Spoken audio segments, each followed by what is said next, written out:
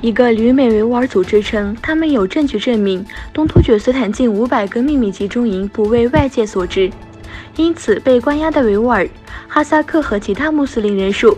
可能远超捍卫人权组织估计的数字。位于华盛顿的东突民族觉醒运动周二召开记者会宣布，他们通过分析谷歌地球数字地图照片，并将这些照片与他们掌握的实地信息做比较，找到182个推定为关押穆斯林的集中营，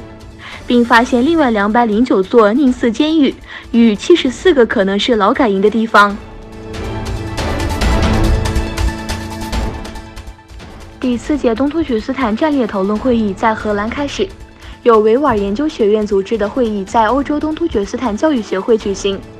会议将讨论在新形势下的国际舞台中如何发展东突厥斯坦斗争等议题。东突厥斯坦乐谱湖县的伊布拉辛·库尔班在2016年从土耳其返回东突厥斯坦后神秘失踪。最近有报道称，他被中国警察拘留，并在审讯过程中死亡。据报道，伊布拉辛于2016年4月与他的朋友一起前往土耳其，并在回程中被乌鲁木齐机场的警察拘留。后来他在机场拘留中心接受询问时死亡。此外，亚洲自由电台报道说，除了伊布拉辛之外，在乐谱湖县还有46人被指控与外界有联系，其中有36人被判入狱，其他人则被安置在集中营。中国正在研究对付美国激光武器的技术项目。五角大楼计划在2019年底之前执行船载版本的激光枪，该枪已成功通过地面测试。美国海军的目标是使用这种武器搜寻敌机甚至导弹。作为工作的一部分，奥丁激光炮被部署在位于美国圣地亚哥的美国海军基地阿里波克级逐舰社威号战舰的前甲板上。中国，世界上不断增加的军事力量和技术力量，正在以可行的方式投资打击激光武器。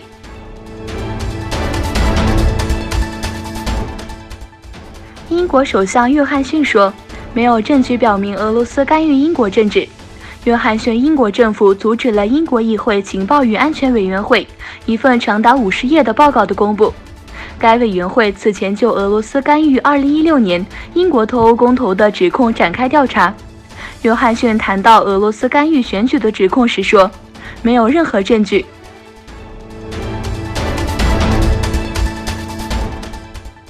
10月1日开始的伊拉克反腐败示威活动仍在继续。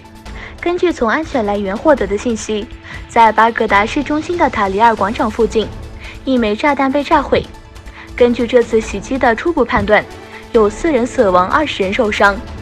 根据伊拉克独立高级人权理事会发布的报告，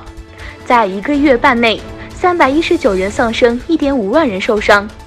示威者今天封锁了通往巴士拉乌木盖尔港港口的所有道路，并且不允许载有货物的卡车到达该港口。